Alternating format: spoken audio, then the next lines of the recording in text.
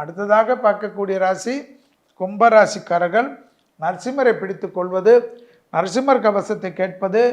அடிவயிறு பிரச்சனையை பார்த்து கொள்வது, தோல் பிரச்சனைகள்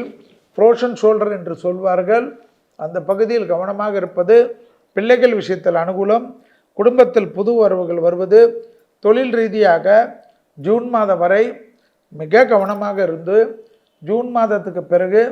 தொழில், உத்தியோகம், வியாபாரம், படிப்பு சம்பந்தப்பட்ட அனுகூலமான காலகட்டம், பெரிய கௌரவம், எடுத்த காரியத்தில் ஜெயம், இழுபறியாக இருந்த பிரச்சனைகள் நிவர்த்தி, புதிய முயற்சிகள் வெற்றிகள் ஏற்படுவது, உத்தியோகத்தில் அபிருதமான அமைப்பு ஏற்படுவது, சுபகாரியங்கள் டக்கு டக்குன்னு நடைபெறுவது, வார்த்தைக்கு மதிப்பும் மரியாதையும் ஏற்படுவது,